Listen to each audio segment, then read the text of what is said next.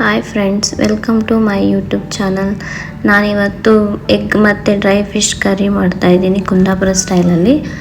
So ಅದಕ್ಕೆ ಬೇಕಾಗಿರೋ ingredients ಕೊಬ್ಬರಿ, ಒಣ ಕೊಬ್ಬರಿ ತೊಗೊಂಡಿದ್ದೀನಿ, ಮತ್ತು ಗರಂ ಮಸಾಲ ಮನೆಯಲ್ಲೇ ಮಾಡಿರೋದು, ಅರಿಶಿನ, ಟೊಮ್ಯಾಟೊ, ಈರುಳ್ಳಿ, ಕರಿಬೇವು, ಶುಂಠಿ, ಬೆಳ್ಳುಳ್ಳಿ, ಹುಣಸೆ ಹಣ್ಣು ಮತ್ತು ಡ್ರೈ ಫಿಶ್ ತೊಗೊಂಡಿದ್ದೀನಿ. ಇನ್ನು ವಾಶ್ ಮಾಡಿ ಚೆನ್ನಾಗಿ ಕ್ಲೀನ್ ಮಾಡಿ ಇಟ್ಕೊಂಡಿದ್ದೀನಿ. ಮತ್ತು ಬೇಯಿಸಿರೋ ಮೊಟ್ಟೆ 5 ಬೇಯಿಸಿರೋ ಮೊಟ್ಟೆ, 1 ಬೇಯಿಸದೇ ಇರೋ ಮೊಟ್ಟೆ, ರಾ ಮೊಟ್ಟೆನ ತೊಗೊಂಡಿದ್ದೀನಿ. ಸೊ ಡ್ರೈ ಫಿಶ್ ಹೇಗಿರುತ್ತೆ ಅಂದರೆ, ಇದು ನಾನೆಲ್ಲ ಕ್ಲೀನ್ ಮಾಡಿ ಇಟ್ಕೊಂಡಿದ್ದೀನಿ.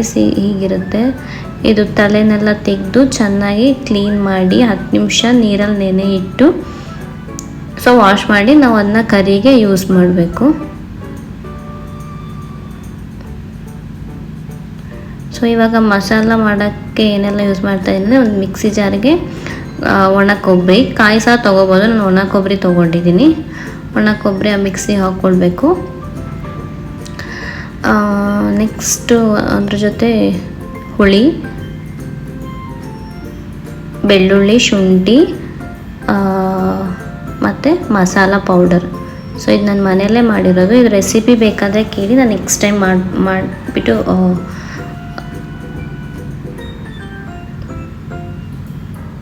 ಈರುಳ್ಳಿ, ನಾನು 1 ಈರುಳ್ಳಿನ ಕಟ್ ಮಾಡಿ ಇಟ್ಕೊಂಡಿದ್ದೀನಿ. ಅದನ್ನು ಹಾಫ್ನ ಮಿಕ್ಸಿ ಮಾಡೋಕ್ಕೆ ಮಸಾಲ ಜೊತೆ ಆ್ಯಡ್ ಮಾಡ್ತಾಯಿದ್ದೀನಿ. Turmeric powder 2 ಚಿಟಿಕೆಯಷ್ಟು. ಈಗ ನೀರು ಹಾಕಿಬಿಟ್ಟು ಗ್ರೈಂಡ್ ಮಾಡ್ತಾಯಿದ್ದೀನಿ.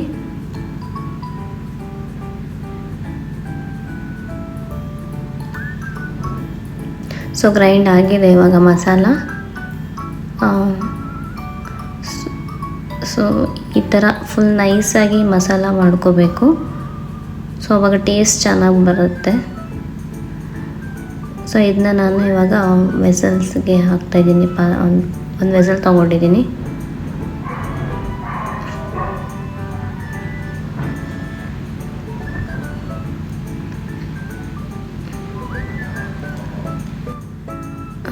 ಸ್ಟಿರ್ ಮಾಡಬೇಕು.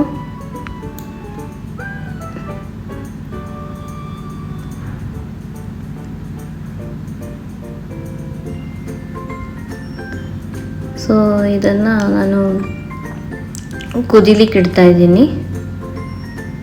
ಅದಕ್ಕೆ ನಾನು 2 ಸ್ಪೂನ್ ಸಾಲ್ಟ್ ಆ್ಯಡ್ ಮಾಡಿದ್ದೀನಿ. ಸೊ ಬೇಕಾದರೆ ಮತ್ತೆ ಆ್ಯಡ್ ಮಾಡ್ಬೋದು. ನಾನು ಇವಾಗ 2 ಸ್ಪೂನ್ ಆ್ಯಡ್ ಮಾಡಿದ್ದೀನಿ. ಸೊ ಇದು ಒಂದು 10 ಮಿನಿಟ್ಸ್ ಚೆನ್ನಾಗಿ ಬಾಯ್ಲ್ ಆಗಬೇಕು. ಸೊ ಅದು ಬಾಯ್ಲ್ ಆದಮೇಲೆ ಅದಕ್ಕೆ ಇವಾಗ ಇಲ್ಲಿ ಮಿಕ್ಕಿರೋ ಆನಿಯನ್ಸ್ ಇದೆಯಲ್ವ, ಆನಿಯನ್ಸು ಮತ್ತು ಟೊಮ್ಯಾಟೊ, ಕರಿ ಲೀವ್ಸ್ನ ಆ್ಯಡ್ ಮಾಡ್ತಾಯಿದ್ದೀನಿ.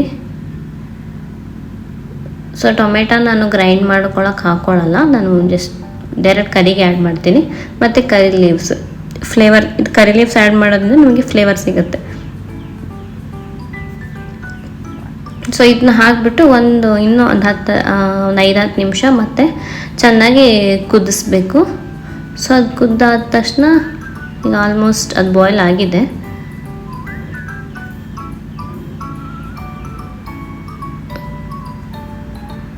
ಸೊ ನಿಮಗೆ ಕಾಣಿಸ್ತಾ ಇದೆಯಲ್ಲ, ಇವಾಗ ನಾನು ಏನು ರಾ ಮೊಟ್ಟೆ ಇಟ್ಕೊಂಡಿರ್ತೀನಲ್ವ, ಅದನ್ನ ಒಡೆದ್ಬಿಟ್ಟು ಹಾಕ್ತಾಯಿದ್ದೀನಿ. ಹಾಕಿಬಿಟ್ಟು ಚೆನ್ನಾಗಿ ಸ್ಟಿರ್ ಮಾಡಬೇಕು. ಸೊ ನಾವು ಇನ್ ಕೇಸ್ ಮೊಟ್ಟೆ ಬಾಯ್ಲ್ ಮಾಡೋಕ್ಕಾಗಿಲ್ಲ ಅಂದರೆ ಡೈರೆಕ್ಟಾಗಿ ಮೊಟ್ಟೆ ಕರಿಗೆ ಹಾಕಿಬಿಟ್ಟು ಸ್ಟಿರ್ ಮಾಡಬಾರ್ದು. ಜಸ್ಟ್ ಆ ಮೊಟ್ಟೆ ಬಾಯ್ಲ್ ಆಗೋ ತನಕ ಒಂದು 5-10 ನಿಮಿಷ ಹಂಗೆ ಇಡಬೇಕು. ಹಾಗೆ ಸಹ ಮಾಡ್ಬೋದು. ಇಲ್ಲಾಂದರೆ ಒಂದು ಮೊಟ್ಟೆನ ರಾ ಮೊಟ್ಟೆ ತೊಗೊಂಡು ಚೆನ್ನಾಗಿ ಕರಿಗೆ ಹಾಕಿಬಿಟ್ಟು ಈ ಥರ ಸ್ಟಿರ್ ಮಾಡಿ ಬೇಯಿಸಿರೋ ಮೊಟ್ಟೆ ಹಾಕಿ ಇದು ಡ್ರೈ ಫಿಶ್ ಜೊತೆ ಹಾಕಿದರೆ ಚೆನ್ನಾಗಿರುತ್ತೆ ತಿನ್ನೋಕ್ಕೆ. ಸೊ ನೋಡಿ, ಮೊಟ್ಟೆ ಎಲ್ಲ ಫುಲ್ ಸ್ಟಿರ್ ಮಾಡಿ ಅದು ಎಲ್ಲ ಸ್ಪ್ರೆಡ್ ಆಗಿದೆ. ಸೊ ನಿಮ್ಗೆ ಕಾಣಿಸ್ತಾ ಇದೆ ಅಲ್ವಾ, ಅದು ವೈಟು ಆ ಥರ ಫುಲ್ ಸ್ಟಿರ್ ಮಾಡ್ಕೋಬೋದು.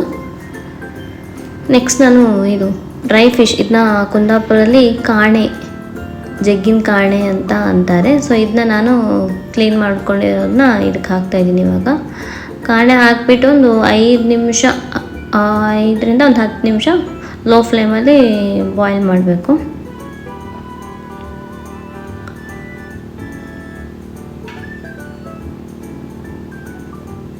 ಸ್ವಲ್ಪ ಆಯಿಲ್ ಹಾಕ್ತಾಯಿದೆ. ಲೋ ಫ್ಲೇಮ್ ಇಟ್ಕೊಂಡ್ರೆ ಒಳ್ಳೆಯದು, ಇಲ್ಲಾಂದರೆ ಅದು ತಳ ಹಿಡಿದು ಬಿಡುತ್ತೆ. ಸೊ ಒಂದು 5 ನಿಮಿಷ ಆದಮೇಲೆ ನಾನೇನು ಬೇಯಿಸಿರೋ ಮೊಟ್ಟೆ ಇದೆಯಲ್ವ ಅದನ್ನ ಈ ಥರ ಕಟ್ ಮಾಡ್ಕೊಂಡಿದ್ದೀನಿ.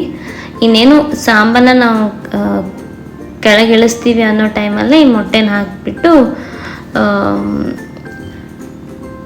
ಗ್ಯಾಸ್ ಆಫ್ ಮಾಡಿದರೆ so dry fish egg curry ready. So ನೀವು ನೋಡ್ತಾ ಇದ್ದೀರಲ್ವ, ಜಸ್ಟ್ ನಾನು ಸಾಂಬಾರನ್ನ ಅದ್ರ ಮೇಲೆ ಹಾಕ್ತಾಯಿದ್ದೀನಿ, ಗ್ರೇವಿನ.